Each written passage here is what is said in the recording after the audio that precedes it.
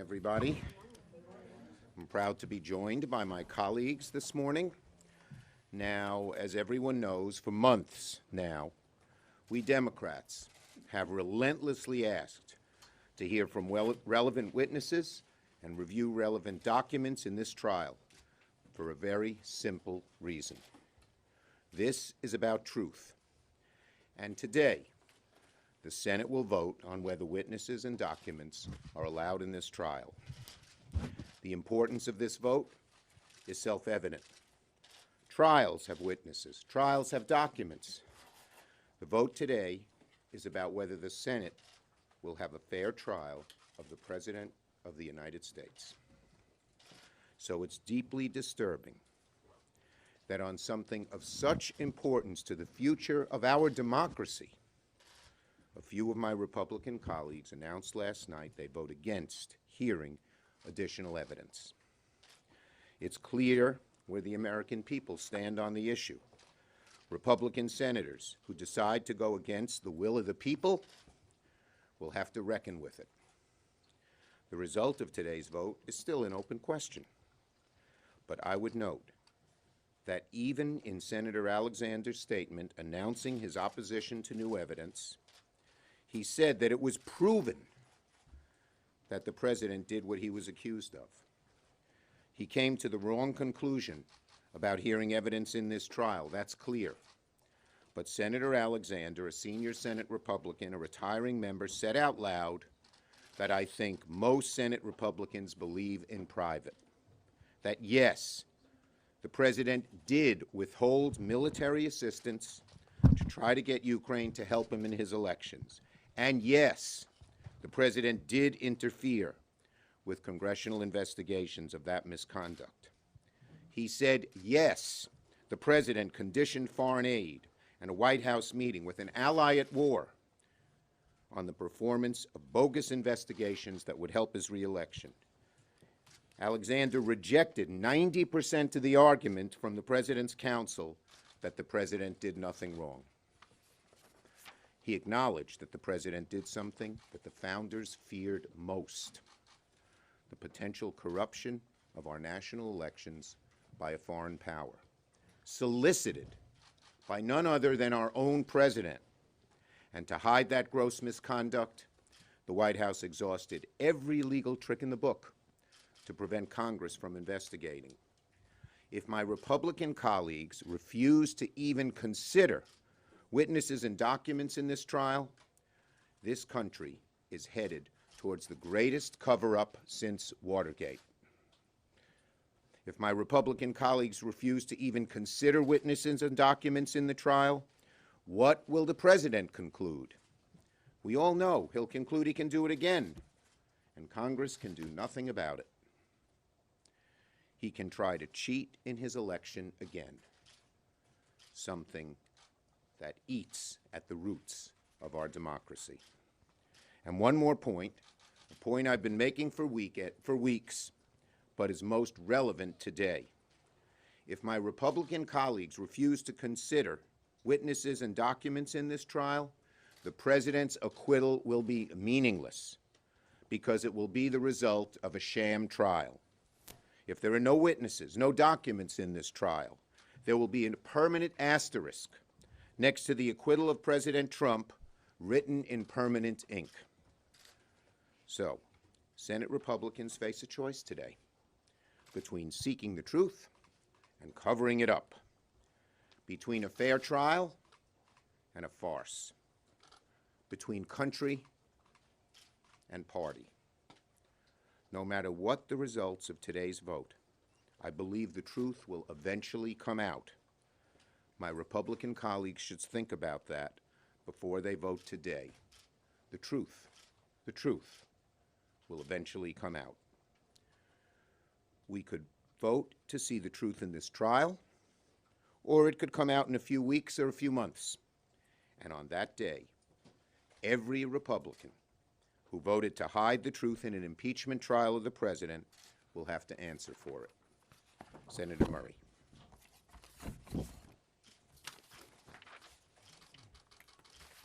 Well, thank you. You know, since the news first broke about the president's call to pressure the Ukrainian president to investigate his political rival, Democrats have made very clear we need to approach this fairly, transparently, and in a way that allows all of the facts to come out. We didn't want to be in this position, no one does, but as the severity of the potential violations became clearer, we insisted the investigation and trial uphold American values that we and our constituents hold dear. Trials should have evidence and witnesses. No one is above the law, and every public servant's first loyalty should be to the people of this country, not a political party or figure. Unfortunately, what we have seen from our Republican colleagues has strayed dangerously far from those very basic principles. They've stuck their heads in the sand when presented with an overwhelming case illustrating the president's guilt. They've twisted themselves into knots trying to claim that they needed more time before voting on whether to hear witnesses and evidence, and then said hearing new testimony or reviewing new information would just take too long. And now tonight, all signs point to a rushed acquittal of an impeached president. Not because there wasn't enough evidence, there is already, and everything, including the president's own aides and statements suggests that more exists. The reason that we are expecting a rushed acquittal of President Trump tonight is because Senate Republicans are about to make a terrible choice. They're about to dismiss this with a shrug and a who cares, rather than with deliberation and substance it so certainly warrants. They're about to choose a cover-up rather than a fair trial, and to put President Trump before the United States of America. So this morning we are asking Senate Republicans one final time, don't make that terrible choice. Choose our country. Choose our national security. Choose our democratic institutions, and choose the rule of law. If you still somehow have doubts about the evidence the House presented, vote for a fair trial with witnesses and evidence. If you have no doubts and just want to prove Democrats wrong, do the same for the sake of showing the Senate can fulfill its responsibility if for no other reason. But do not make this trial a cover-up just to avoid hearing the truth you don't think you'll like, because everyone in this country will hear it sooner or later. The full truth will come out, and each of us will forever own our decisions about whether or not we're on the right side of it. We've got an opportunity tonight for a fair trial that ensures we have as much information as possible before making that decision. Let's not waste it. Thank you, Senator Murray. Senator Sherrod Brown. Thank you, Chuck. I'm Patty, and Kamala, thank you. I'm not a lawyer, but I, like 75% or more of the American people, understand that when you have a trial, you have the prosecution, the House managers, you have the defense, the president's lawyers, and you have witnesses and testimony and evidence. And as my colleagues have said, this is a sham trial if there are not witnesses and evidence and testimony. Every single trial ever in the United States Senate, I believe about 12.5 of them, for judges and for presidents, every single trial has had witnesses. This will be precedent-setting. It'll be the first time that's ever happened. We know a number of things. We know that the President of the United States solicited a bribe from a foreign leader in exchange for assistance for his campaign. We know the president cheated, he got caught, and he tried to cover it up. We know those things.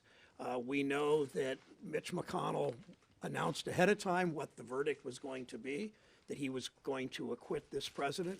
We also know that Mitch McConnell wants this trial over quickly with as little public attention as possible. We have watched. We see fewer cameras in the chamber in the United States Senate so that America can't see what their senator is doing as this trial goes on for the last week or so, a couple of weeks.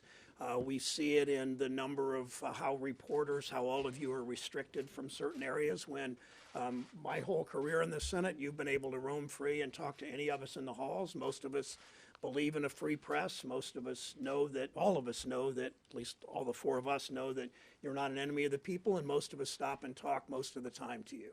Mitch McConnell wants this over as fast as possible with as little attention as possible. That's why today I'm going to fight. I'm going to fight to ensure the American people can hear our deliberations with the amendment and after the amendment tonight on the deliberations, that there be full deliberations and that the lights be on and the cameras be on, the American public can see. I filed a motion to make sure these are open to the public, not done behind closed doors. These proceedings have already made it clear what dangerous behavior we condone if we acquit the president. I've spoken to lots of Republicans, as my colleagues have, talking to them about this. We know what they say about this president in private. We know the fear in their eyes about voting against this president. We also know that when I talk to my colleagues, the one question I've asked most of them is, Republican colleagues, is if we acquit this president, what's to stop him from doing something worse? He will be unhinged. He's a vengeful man. He's angry. He will engage in even more reckless foreign policy. He will be more likely to try to steal the 2020 election. I ask my colleagues, and all they do is shrug. They know better. I'm hopeful that we will keep trying to get witnesses, but if we acquit this president in a sham trial with no witnesses, it sets a precedent. You can abuse your office, and Congress will simply look the other way.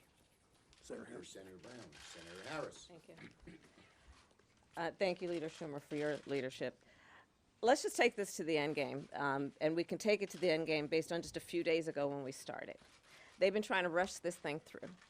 At first, they proposed that we would have 2 days, and then their constituents said, well, that's ridiculous, and so they extended it to 3 as though they were being very gracious. But they've always been focused on their end game, our Republican senators. And the end game for them has been acquittal. But here's the deal. You cannot have a true acquittal if you've not had a fair trial. So they are not going to get what they've been trying to get if they do not allow witnesses to come forward. This is not a fair trial. The American people, the vast majority of the American public, want this United States Senate to produce the new evidence. The only place this is being debated between Republicans and Democrats is not among the American people, it's here in the United States Senate. The American people, Republicans and Democrats, the vast majority, believe that the new evidence should come forward. The vast majority of Americans who have ever walked into a courthouse as a witness, as an accused, as a juror, know that the only attributes of a fair trial in our system of justice are witnesses and documents, evidence, none of which have been produced in any meaningful way based on what we know is available here in the United States Senate. So what we're about to do today, we believe, is to have the United States Senate, based on the majority of senators, make a decision to exclude from our process evidence that is available, that is probative of the very issue before us. Now let's talk about this in the context of the issue that is before us. There have been 3 impeachments of a president of the United States in the over 2 centuries of our history. This is the most serious in terms of the charges. Underlying the concerns of the framers of our Constitution, of which we all took an oath, many of us many times took that oath, to protect and defend that United States Constitution. The most serious concern our framers and founders had is that there would be foreign entanglement in our government, in our democracy, in our republic, in our elections. And that is the basis of Article 1 of the impeachment of Donald Trump. Is it not right, if we are going to honor our oath, much less these fancy lapel pins that everybody walks around here wearing, that we would fight for the integrity of this process and that we would receive evidence that we know is available? So the bottom line is that at the end of this, they will probably get what they want, which is that we are going to end this today or maybe tomorrow.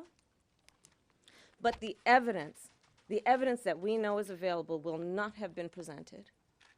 And what that means as its bottom line is that this will not have been a fair trial, and therefore they cannot walk out of this building and allege and assert that there has been a true acquittal. There will be no true acquittal if there is not a fair trial.